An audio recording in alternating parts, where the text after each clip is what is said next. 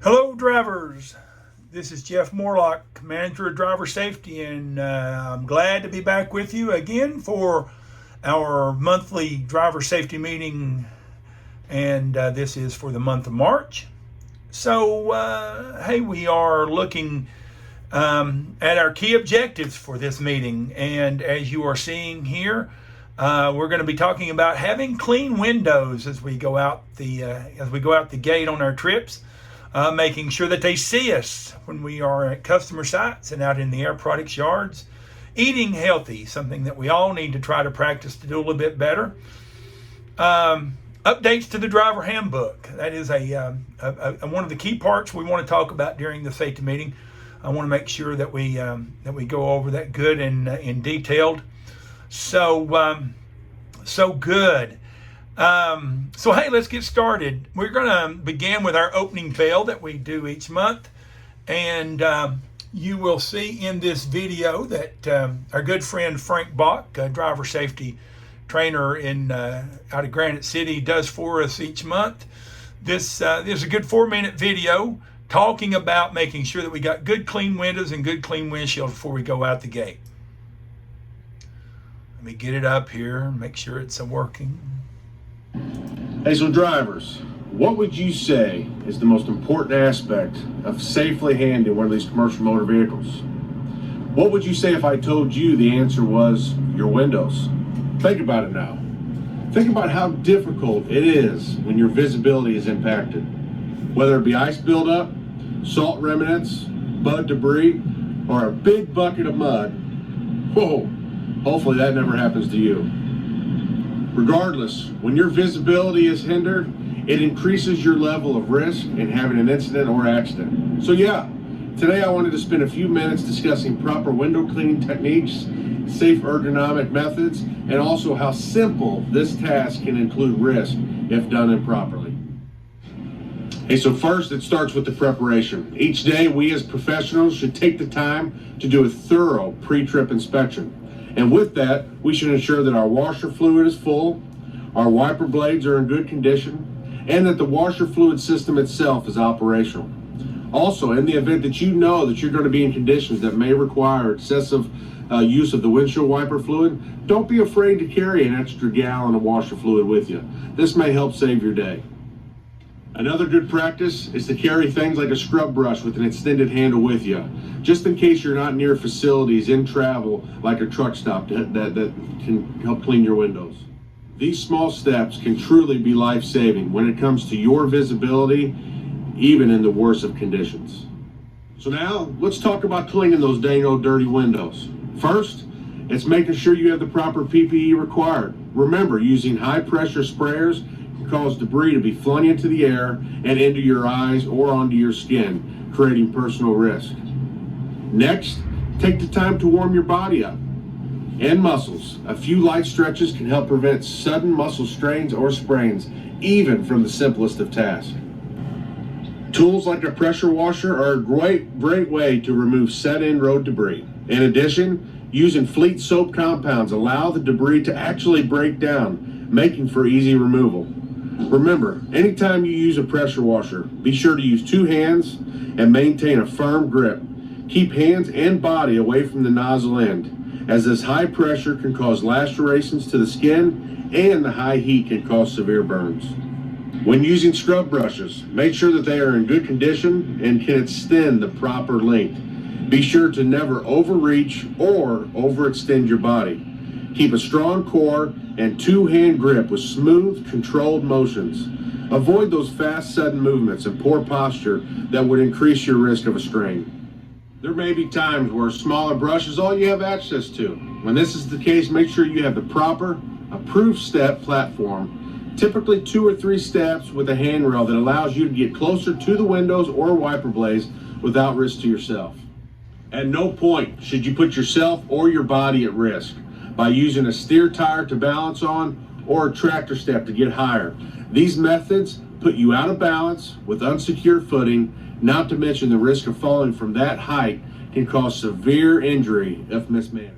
Hey, the bottom line here, drivers, is your safety matters. Even the smallest and simplest of tasks, like cleaning windows, requires your personal commitment to always do things the right way, the safe way.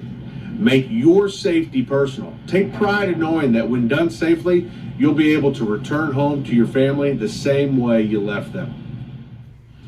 If there are tools Air Products can provide you with, hey, to make this task safer, talk to your manager about it. See what we can do to work with you. Zero injuries here at Air Products is the only acceptable goal, and we will only get there by making safety personal and working together as a team. So hey, as always, I want to thank you and be safe out there.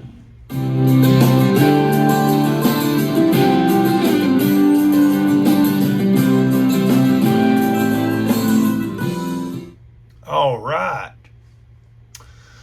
So good. Let's see. Let me get off of this. And good. Yeah, hey, man. Hey, and just a couple of things to add, drivers. You know, with especially with the seasons changing coming up. You know, as springtime gets closer and closer, there's going to be more bugs and mosquitoes, or not mosquitoes, but bugs out there that can make a mess, especially over the course of the entire trip, on your windshield. Hey, keep that cleaned off. You know, even if in the middle of your trip, windshield wipers just can't quite handle the load of keeping your windshield clean because of just what's on it, hey, take the time to pull into a truck stop or pull into an area to where you can have access to some long-handled brushes or things like that to get your windows clean and get your windshield clean. And the last thing we're going to mention to you is, especially in the evenings or maybe in the early mornings when that sun glare might be just right to where that sun's hitting you right straight in the front, right in the windshield. Boy, that if you've got a mess on your windshield, it makes it even worse. So, hey, keep that cleaned off. Keep your mirrors cleaned. You've seen Frank during the video using his brush, cleaning the mirrors, and also your fender mirrors. Hey, keep that stuff cleaned off. It pays off in the course of the trip. Because there's nothing more unsafe than not being able to see. So there you go. So let's move on. The wellness nugget for this month is a healthy eating plate, and this is just a real good reminder to all of us. No matter if we are on, if we're working our day-to-day working, and we're fixing our lunch, we're filling up our lunchbox or coolers. Or we're going out to, we're going to eat at a restaurant or a fast food place or wherever we're going to get our food, and also at home, our eating habits at home. If it's what I used to call my table muscle, that part right there above your belt that can grow longer and larger and bigger, that can be avoided. And you can see here with these examples of healthy eating. And as as we just see simply as we break it down, it's eating vegetables, and sometimes we want to say, well, French fries, and no, French fries is not really a good vegetable because for one thing it's fried, and I'm speaking to you from experience. As I mentioned maybe in the previous safety meetings, I've had to myself personally going through some changes in my eating habits because I realized I'm a diabetic, and so I've had to change as I don't as my wife says I eat like a 15-year-old. Well, I've had to get away from that, and I'm trying to eat more vegetables. I eat a lot more fruit. I take a lot of apples and oranges and bananas and berries and those kind of things, and also nuts, especially almonds and those kind of things. Hey, those are the good kind of things that you want to be eating when you want to eat, get you a snack instead of getting that honey bun or candy bar. There's apples and oranges and those kind of things, man, are a whole lot better for you. And water. I know sometimes, there's nothing better than a good cold, soft drink or a big glass of sweet tea or something. But water is what really does the job. It really it gives us that hydration that our body really naturally is looking for and naturally requires. And of course, I know we can drink the Gatorades and things like that can replenish a lot of things. And I'm not saying don't get that, but try to avoid the sugary stuff and those kind of things, those soft drinks. Boy, that's where I've had to try to really change my life. I drink so many of those doggone things. So hey, it's just good reminders for us. Hopefully your manager will have this hanging in the driver's room. Hey, take it down and make a copy of it and take home with you, and post it on the refrigerator at home, so maybe family and friends can maybe be inspired by this also. Okay.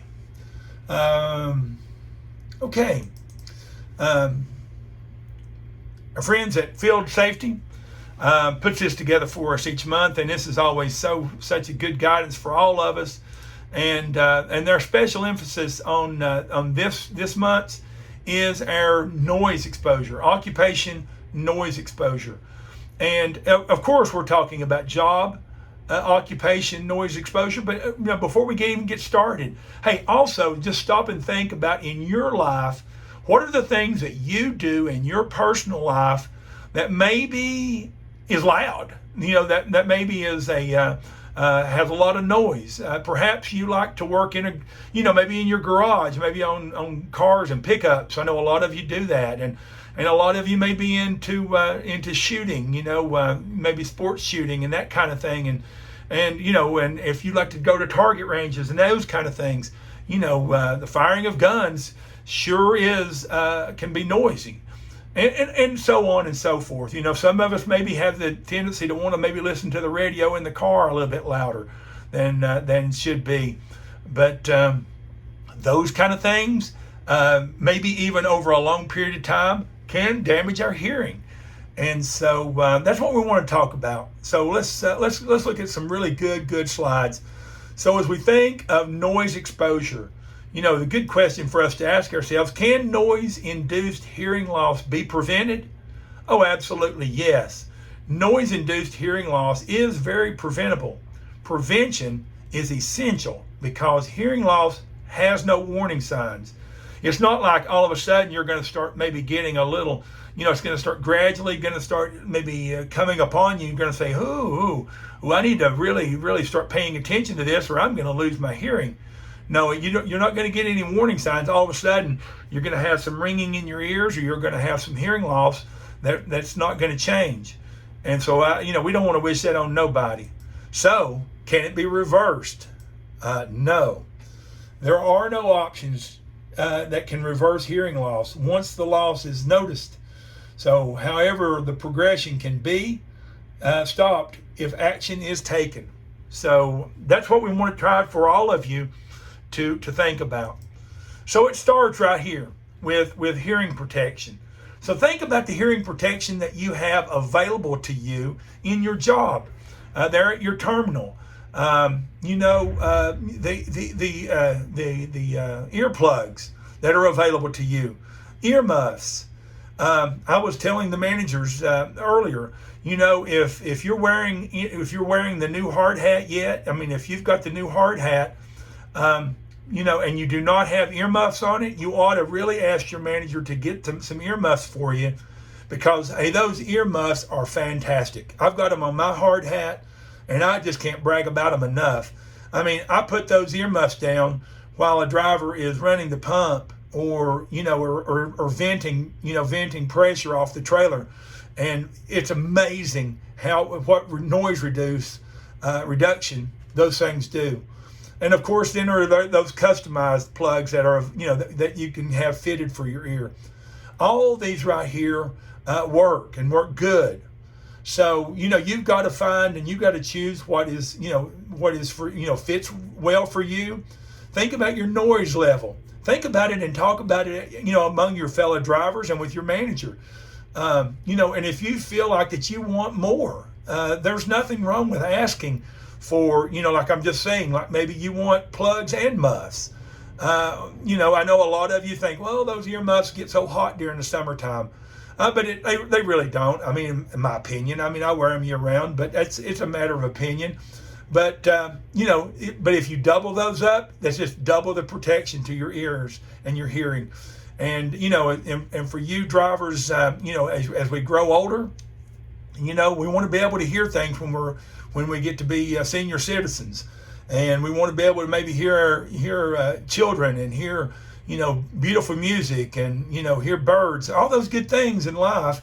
And, if we damage our hearing, it's not going to happen. It starts with putting them in correctly, wearing them correctly. To insert the expandable foam earplug, you roll them around in your finger to make them thinner so they'll fit into your ear. And so your earplug must be rolled tightly when inserting into your ear. So once you get them to that size, place them into your ear. But before you do, make sure your fingers are clean. You don't want to put any kind of contaminant or something that you're forgetting, and maybe is you've got some oil from your pre-trip, or you've got something on your fingers that you're forgetting about. You want to make sure that you got some your hands. Maybe put a little hand sanitizer on them, get them clean before you're doing this. But roll them around and put them in correctly. And you can see over here in this visual over here with this driver right here, reaches over their head, to open up their ear canal, and inserting the earplug. And look at this bottom line right here. Do not rush this process. That's it. Hey, when you arrive at a customer site, and a lot of times the customer has a lot of things going. They might have some pumps running or some kind of venting going on. We all know how that can happen at the customer. So before you even climb out of the truck, put your hearing protection on. And don't rush it. Do what you actually need to do in reaching over and open up your hearing canal and get it and put it on there good. If you're not using the plugs, you want to make sure that the muffs are covering your ears completely, and and you don't have any open spots. And if the muffs get damaged, or if the little bracket that attaches to either your hard hat or whatever gets bent or gets damaged or whatever, hey, get that replaced. Get that replaced. We want to make sure you have good PPE for each day, each delivery. Here's some just good examples of improper fitting, and you can see here some examples right here so as you look, which one of these do you think is the best? Well, it's kind of really, hopefully you can see it and see right off what is the best and the best way to put your earplug in. And and don't just stick them in your ear thinking, well, I just need to put them in here in case in case Jeff is standing around in the bushes watching me offload, and so I don't get into trouble. Hey, that's not the reason to wear hearing protection. You want to wear your hearing protection to protect your ears and protect your hearing. And so hey, put them in there correctly, and put your your earplugs in right. And so what happens with if you have a confirmed standard threshold shift, if you feel like that you're having hearing protection, hearing loss, or you're having ringing in your ears, or you're having something, don't wait until the audiologist or the hearing truck pulls up into your yard. Don't wait for that. Hey, speak to your manager and express to them, your concerns about your own hearing. You might need to go to a doctor. Maybe you need to, that kind of thing. We want the right things to be happening with you. And so speak to your manager. That's what you, the driver, can do. Is your manager will take care of the paperwork and take care of getting you into seeing the right people. But you got to mention it. If your manager is maybe gone or on vacation, hey, give your driver trainer a call. The driver trainers will definitely help you do what you need to do to get your hearing taken care of. We want to make that first and foremost. We want to make sure you're taking care of it. Let's look at just some incidences that happen. Right here is a situation that that can happen to any of us at any time, especially in the winter months and even in the springtime. as we still have those still cold mornings and chilly mornings, the ice may be on the sidewalk or maybe on the road or parking lots, that kind of thing. And here we have a driver that happened, he arrives at the delivery site. He gets to the tank and everything like that, and he gets lined up for the delivery. And as he does so, he notices that there's some ice around and there's some slippery spots. So this driver is he's going to put on his cleats, and so he climbs down from the truck and he has his cleats with him. He's going to put them on, but as he steps down, he steps right down onto a slick spot, and he loses his footing. He falls and he lands on his shoulder. And because of that, he experiences a lot of pain in his arm and his shoulder. And, he continues putting on his cleats and everything, but then he notifies his supervisor of what had happened. And this wound up being a lost time injury. So what did we learn? Be aware of your surroundings. Always. Eyes on path. I know you hear that, but you can't say it enough. You always want to make any hazard, you want to take them serious. It might be, maybe it's just wet grass or wet leaves or things like that, or maybe you're going into a delivery site and there is a lot of pipes running, or maybe extension cords running, or whatever. Take all these kind of hazards serious, so where you don't have any slip, trips, or falls. Make sure you're wearing the right PPE. And know when to stop and reevaluate the situation. If you realize that there is ice right at the very bottom of right where you're getting ready to step off the steps down onto the ground, you may want to reevaluate and think, well, I think I better sit down and put my cleats on right now before I step down. And if I do, I want to hang on to something. Although it is reevaluating. Here we were, like we were just talking about, we had a driver here had a change to their threshold, and so we like the things we just talked about hearing protection, and a little bit more as we look at this third injury that we had. We had a driver here that was pulling a hose out, getting ready to make a delivery. He felt a discomfort in his right arm, his back of his shoulder, and he notified the supervisor, and realized that he had strained some muscle. So he was put on work restrictions, and it was down as a recordable injury. So of course the things we learned from that is, when we're performing any manual task, and you think about you in your own work, driver, all those manual tasks that you do that can cause injuries. You want to make sure that you are following the procedures, following those ergonomic best practices, and know your limitation.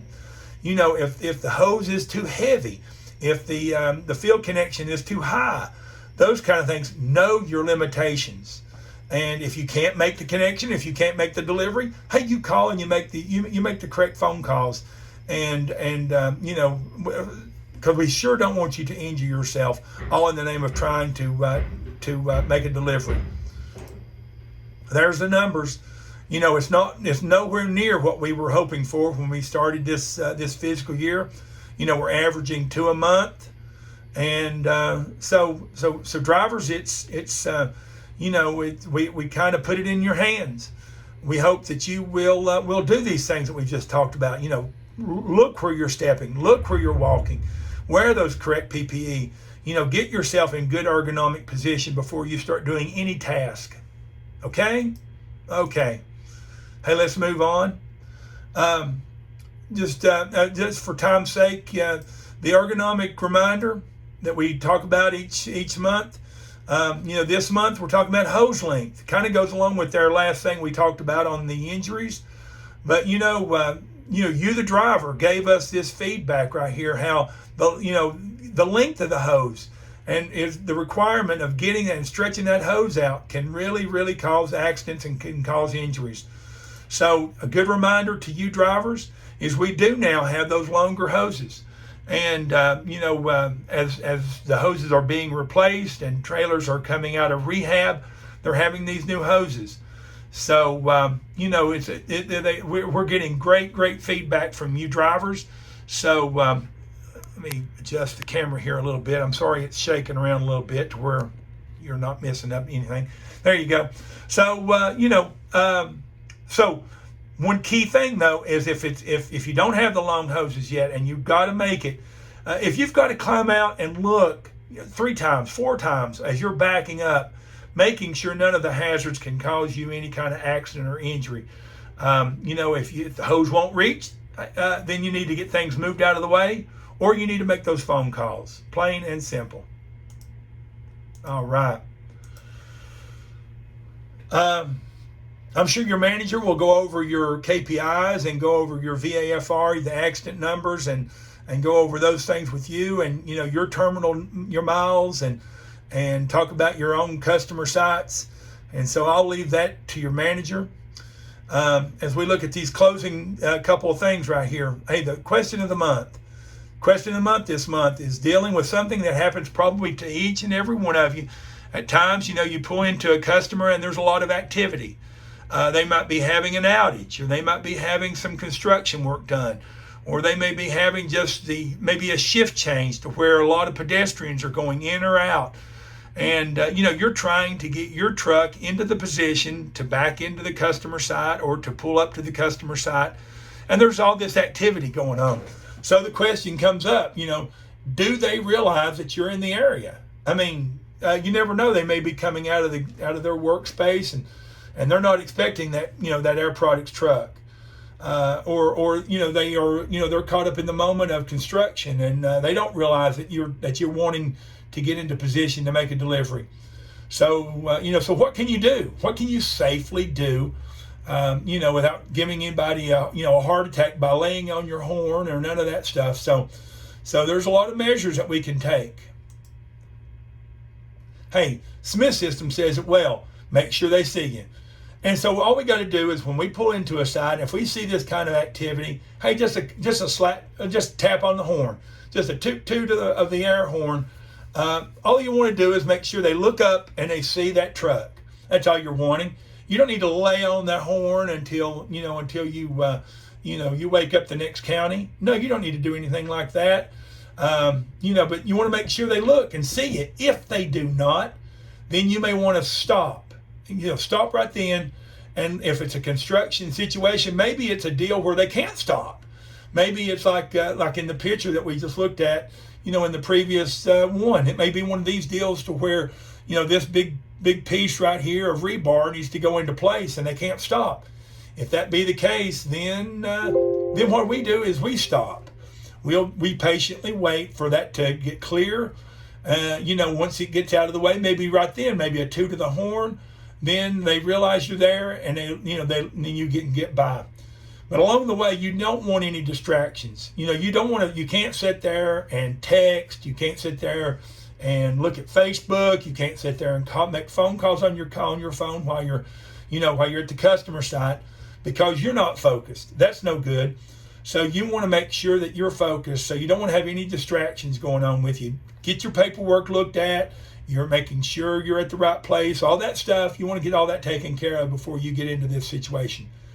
So once you're there, you want to get out and walk the area. If you're unsure what's around the corner, then you climb out of the truck with your PPE on and you safely walk the area. You want to make sure that, that you, as you get around the corner, that you can still get around the corner and you will not have any kind of situation. I think it was last month we had an accident at one of our locations because the driver drove into the customer site realizing that they weren't going to be able to get through it, and they tried to back out and they hit something. So, that can be avoided by stopping, getting out and walking into the area. Maybe you got to walk a little bit. Maybe that will give you a little exercise. Okay? All right. Hey, let's move on. Move on to the final part right here. And before I do get into this, drivers, you probably are realizing that we didn't have a truck video this month. And we didn't do it this month because we wanted to be able to have enough time to go over these changes to the handbook, okay? Now, I know that we're doing this video-wise, and so, but you're going to have this PowerPoint right here. You're going to have this PowerPoint in your phone in Knowledge Base. And so you can look at these and remind yourself of these changes. And I hope that your manager will also go over these changes with you. So you hear it 2 or 3 times so it kind of sinks into our brain what the changes that's been made to the policies and to the procedures. They're not drastic. Most of them are notes, and they are just added wording to help us better understand what's going on in our fleet and with our job. So here you see I added, for the manager's sake, a copy of the handbook in case they want to show that during the safety meeting. But for our purposes and for time's sake, I'm just going to go over the changes here. Like I said, you're going to have this in your phone, so you can look at this PowerPoint again, and you can look at it and go over it with you in your own mind. Okay? So, as you can see here, driver, in an effort to keep you up to date on policies and procedures as they are updated in the driver handbook, here are the following slides of the most current changes and where you can find them. Please get your phone out, go to Skynet Knowledge Base. All your drivers, that's where your driver handbook is. If you're a new driver, or if you're unsure where it's at, if you haven't looked at the handbook in a while, it's in your knowledge base. You go to all drivers when you open up knowledge base, and there it is. The new version of this is going to be updated into your phones, so it's there, and it will say 2022. So look for that when it says 2022 Driver Handbook 2022. You know that you've got the most updated version that you're looking at. Okay? If you got any questions, ask your driver trainer. Hey, give me a call. I won't care a bit, and we can talk about the changes. Okay? Hey, the first one is with the hours of service. Okay? In the hours of service, and this is on page 32 in your handbook. And what we did is we created a new number 2 that you would see on that page. And as we're looking at these slides, if you're seeing it in red, it's new, okay?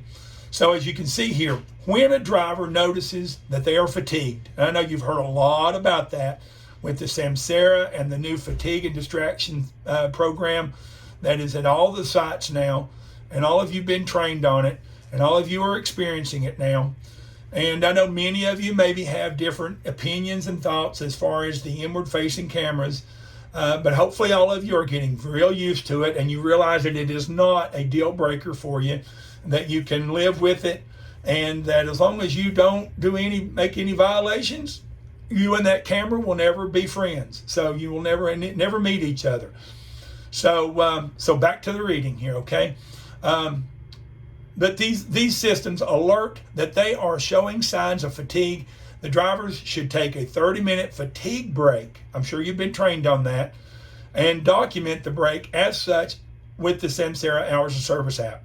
Note that by marking any break as a fatigue break, the first 30 minutes of the break will be paid, and the event is considered a fatigue event, and it to be counted in conjunction with any subsequent fatigue events. So drivers can take additional time if need be, as needed to feel fit for duty, but must take a 30-minute minimal off-duty period for each fatigue event. The 30-minute fatigue break must be logged as off-duty. It takes the 30-minute fatigue break. If taking the 30-minute fatigue break, the driver must notify the site manager and logistics that you're taking a break. So basically all that's saying is, if you're feeling fatigued, hey, take the break. Get yourself, if you need to take a nap, if you need to just get out and take that 30-minute, to where you're not fatigued, do so. You're going to get paid for that first 30 minutes. Let your manager know, let logistics know that you're doing it. Okay? It's in the handbook on page 32. The next one. This revision is in the vehicle inspection section. So you go to page 50 or 51, and 51 I should say, to see the added parts. And as of 2021, that's how it begins. You'll see that on 50. So as you see it start that way, and it ends with, they verify that the vehicle is safe to drive, sign and save. So you'll see that. So I invite each one of you to go to page 50 and 51 and look for this. Okay, it's a little bit long, so I didn't put it in the entire section. So remember, drivers, page 50 and 51, look for these changes and you'll see the changes. It starts with this right here, as of 2021. See the new, see what it says. Now it's not going to be in red. It's going to be in black ink, because the red is just for your training. Okay, the other change is on page 110, and you can see the added note at the very bottom of number 14 of the vehicle operations section.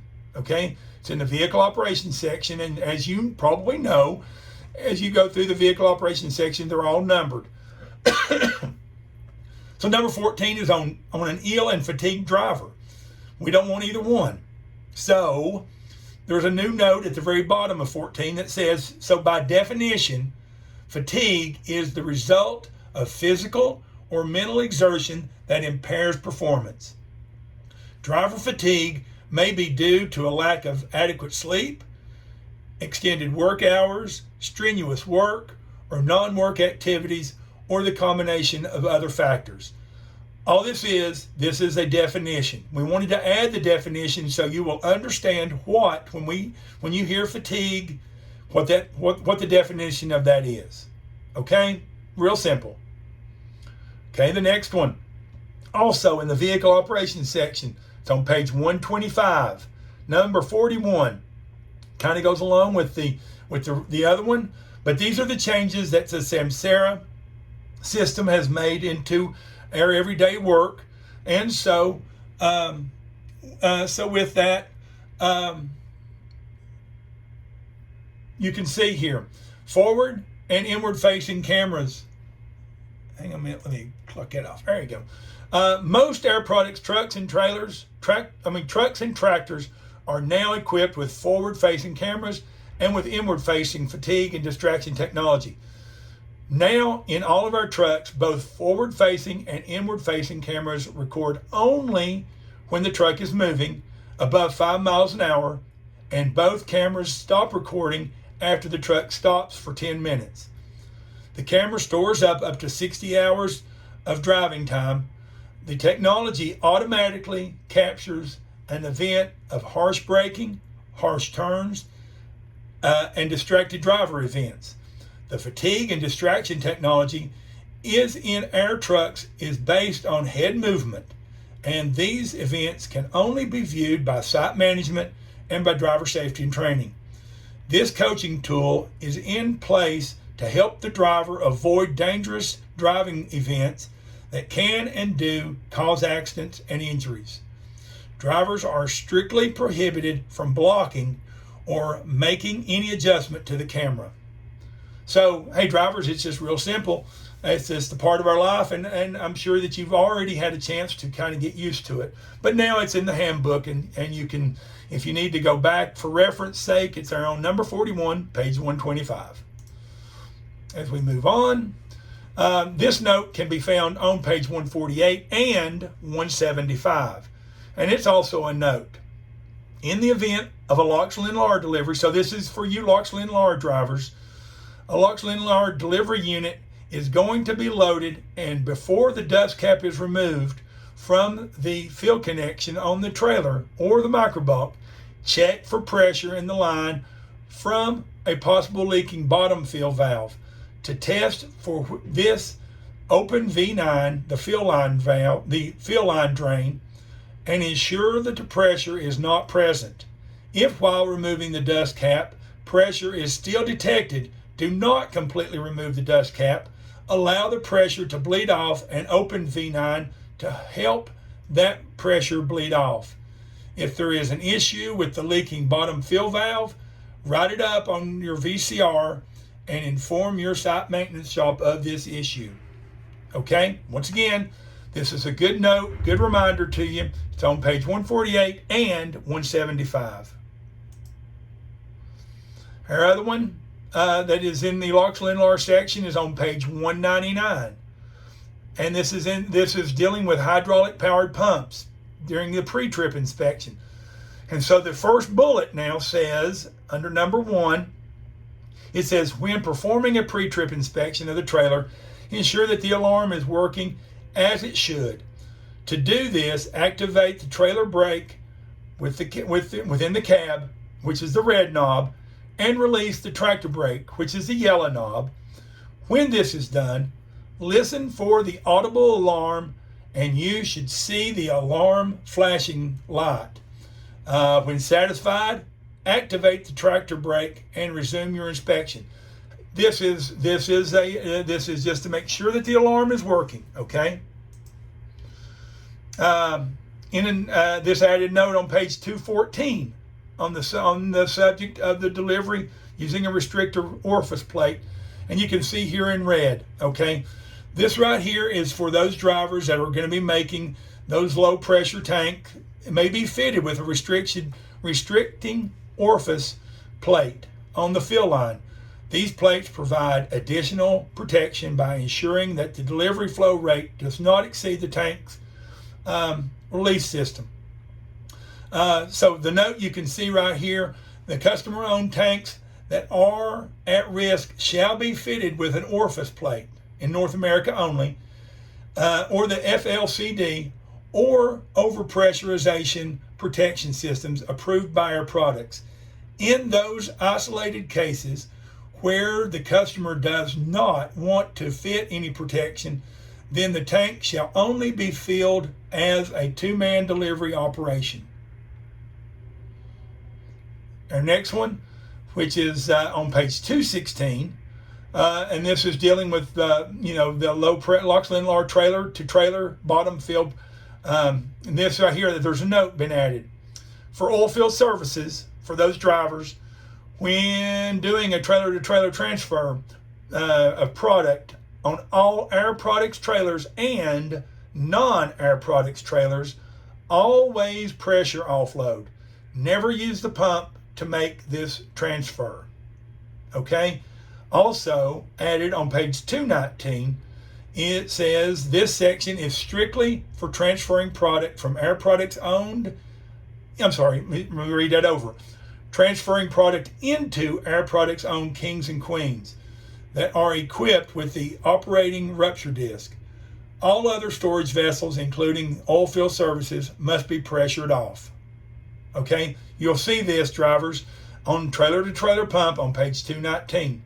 If you do oil field services, take a look at that. Hey, and finally, I'm not going to read all this right here, but I want all you hydrogen drivers and all you hydrogen driver managers, please review this from start to finish to make sure you understand the new parking policy dealing with when you are parking a liquid hydrogen trailer, and during a layover or a meal break or those kind of things. So this is on page 297 and 298. So remember that, liquid hydrogen drivers, and read this whole area, study it, and make sure you don't have any questions. If you do, ask your manager, ask your driver trainer. Okay? Any questions that you have on any of this, please ask them, once again, of your manager and of your driver trainer, and we'll go over them with you in detail. But please do your homework, drivers. Look at these changes in your own phone, in your own driver handbook, and be familiar with them, because we are a procedure following company. Your job is a procedure following job. For you to be safe, for you to be injury free, it's a procedure following job.